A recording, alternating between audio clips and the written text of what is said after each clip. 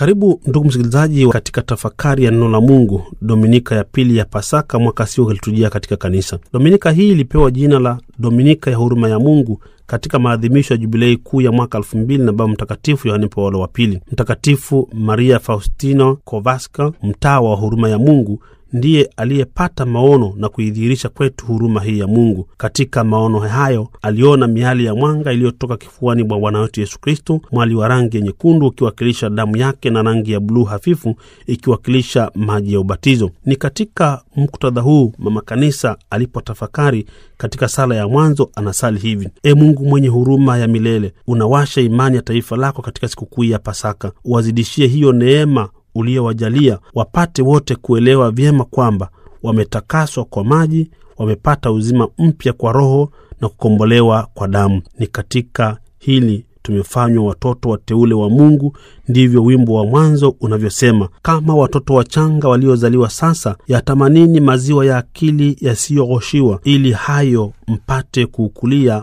wokovu. Haleluya. Katika ujumla wake, masomo ya Dominika hii yamesheheni mafundisho msingi ya kanisa, ikiwa ni pamoja na jinsi nguvu ya imani ya Kristo mfufuka ilivyojidhihirisha katika jumuiya ya kwanza wa Kristo, kiriku ya imani ya Mtume Tomaso kuwa Yesu ni mtu kweli na Mungu kweli, kuwekwa kwa sakramenti ya kitubio na vyanzo vya mafundisho ya kanisa na njia zinazodhihirisha uwepo wa Kristo katika maisha yetu ya kila siku. Somo la kwanza la kitabu cha Matendo ya Mitume sura ya 5 ya 12 hadi ya 16. Somo hili linasimulia jinsi Kristo mfufuka alivyojidhihirisha kwa ishara na maajabu aliyoyafanya kwa njia ya mitume wakiongozwa na Roho Mtakatifu, na hivyo kulifanya kanisa la kwanza kukua na kustawi, kwa waamini kuishi kwa upendo, wakishirikiana kwa pamoja, hata wakawa mfano wa kuigwa katika maisha ya kijumuiya. Imani yao iliwawezesha watu kumwona Kristo mfufuka hata katika vivuli vya mitume. Ndio maana waliwaweka wagonjwa njiani, ili kivuli cha mitume kikiwapitia tu waweze kupona. Ni katika imani mama kanisa anatufundisha kuwa Kristo Yesu baada ya kufufuka ameendelea kuwepo katika maisha yetu kwa njia ya sakramenti zake, na endelea kufanya kazi ya ukombozi katika nafsi za mapadri. Imani tu yaelewa mambo haya. Waamini wenye imani juu ya uwepo wa Kristo katika nafsi ya padri na kuwa ndiye anayeadhimisha sakramenti katika nafsi ya Kristo, ndio wanaonufaika na kupata baraka zake. Ni katika muktadha huu wimbo wa katikati unasema hivi: Mshukuruni Bwana kwa kuwa ni mwema, kwa maana fadhili zake ni za milele. Israeli na aseme sasa ya kwamba fadhili zake ni za milele. Mlango wa Haruni na waseme sasa ya kwamba fadhili zake ni za milele. Wamchao Bwana waseme sasa ya kwamba fadhili zake ni za milele. Walinisukuma ili nianguke, lakini Bwana akanisaidia. Bwana ni nguvu zangu na wimbo wangu, naye amekuwa wokovu wangu. Sauti ya furaha na wokovu imo hemani mwao wenye haki. E Bwana, utuokoe twakusihi. E Bwana, utufanikishe twakusihi. Na abarikiwe yeye ajaye kwa jina la Bwana. Tuwabariki toka nyumbani mwa Bwana.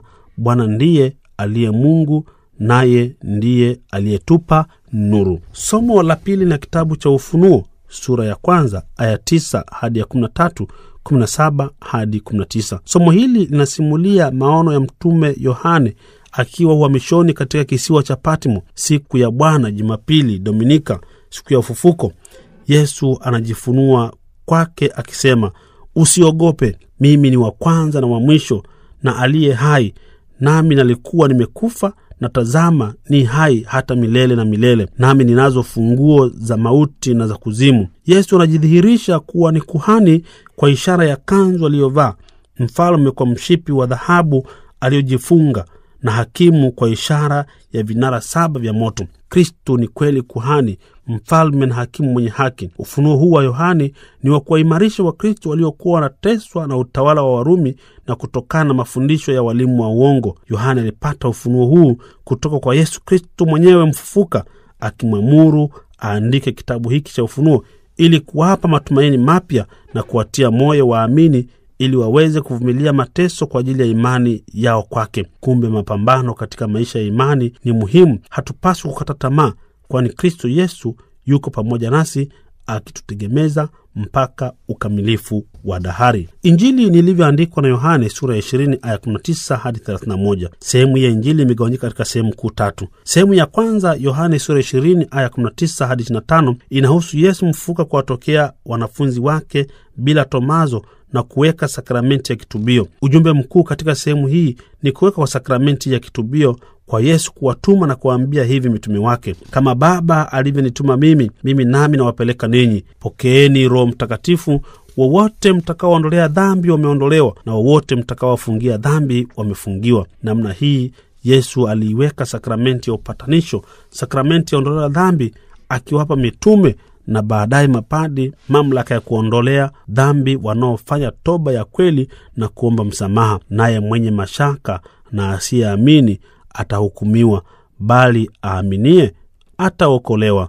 Marko sura ya 16 aya 15 hadi ya 16. Sehemu ya pili ni Injili ya Yohane sura ya 20 aya 26 hadi 29. Inahusu Yesu mfufuka kuwatokea wanafunzi wake na Tomaso aitwaye Pacha akiwapo. Itakumbukwa kuwa aliposimuliwa na mitume wengine kuwa Kristo amefufuka na amewatokea, hakuamini. Akaapa kabisa akisema, mimi nisipoziona mikononi mwake kovu za misumari na kutia kidole changu katika mahali pa misumari na kutia mkono wangu katika ubavu wake, mimi sisadiki hata kidogo. Yesu alipowatokea mara ya pili, naye akiwepo, alimwambia Tomaso, lete hapa kidole chako, uitazame mikono yangu, ulete na mkono wako utie ubavuni mwangu, wala usiwe asiyeamini bali aaminie.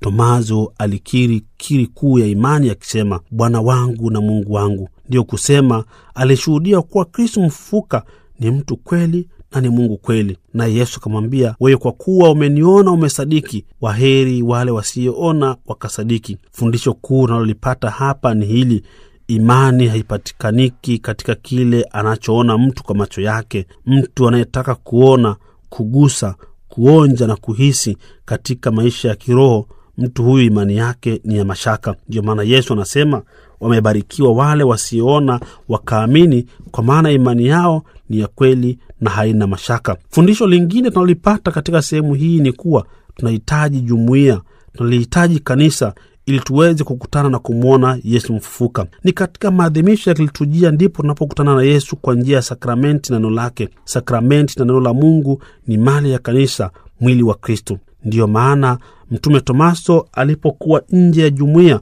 hakumuona wala kukutana na Yesu, na aliporudi ndani ya jumuiya alimuona na kukiri umungu wake na ubinadamu wake. Mtume Paulo anauliza, watalihitaje jina lake yeye ambaye hawamwamini? Na watamwaminije yeye ambaye hawajawahi kumsikia? Na watamsikiaje kama hakuna mhubiri?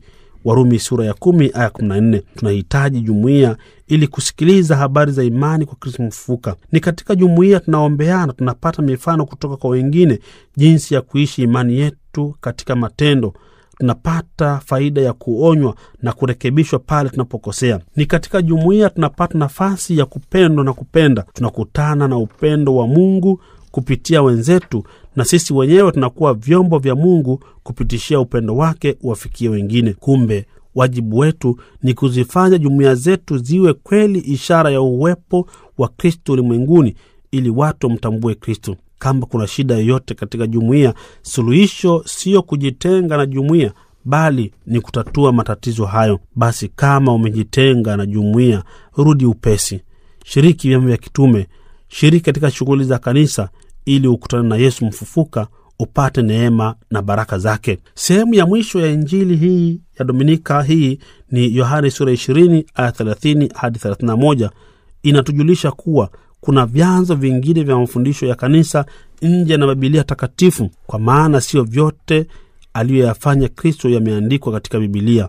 Tunasoma hivi: basi kuna ishara nyingine nyingi alizozifanya Yesu mbele ya wanafunzi wake zisizoandikwa katika kitabu hiki, lakini hizi zimeandikwa ili mpate kuamini ya kwamba Yesu ndiye Kristo mwana wa Mungu, na kwa kuamini muwe na uzima kwa jina lake. Kumbe kuna mafundisho mengine ya kanisa ambayo hayajaandikwa katika Biblia. Haya tunayapata katika mapokeo ya mitume, mababa wa imani na mitaguso ya kanisa. Hivyo hatupasi kuwa na mashaka juu ya mafundisho msingi ya kanisa ambayo hayajaandikwa katika Biblia takatifu, kwani hayo tunayapata katika hivi vyanzo vingine.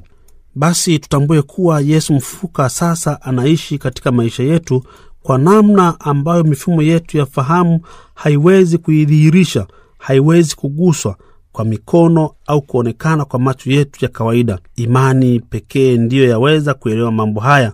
Haonekani kwa macho, lakini nguvu na neema zake zipo nasi daima, nazo zinajidhihirisha katika sakramenti zake, katika neno lake na katika makuhani wake, katika wahitaji na wenye shida, maskini, wenye njaa, wenye kiu, wafungwa, walio uchi, wagonjwa, wenye mashaka, wenye hofu na wasiwasi, wenye huzuni na matatizo mbalimbali ya kimaisha. Ndio maana yeye mwenyewe alisema kuwa lolote mliowatendea miongoni mwa wadogo hawa mlinitendea mimi. Basi tuombe neema na baraka za Mungu ili tuweze kweli kumtambua Kristo mfufuka katika maisha yetu, ili tupate kustahilishwa kurithi uzima wa milele. Ni katika tumaini hili Mama Kanisa katika sala ya kuombea dhabihu anasali hivi: E Bwana, tunakuomba uzipokee sadaka za taifa lako, ili wote wanaoliungama jina lako na kubatizwa waufikie heri ya milele. Hili litawezekana kama Kristo atakaa nasi katika mioyo yetu. Ndicho anachotuombea Mama Kanisa katika sala baada ya komunyo, akisali hivi: E Mungu Mwenyezi, tunakuomba utujalie sakramenti ya Pasaka tuliyoipokea idumu katika mioyo yetu. Na hili ndilo tumaini letu. Tumsifu Yesu Kristo. Ni mimi Padre Paskali Irondo.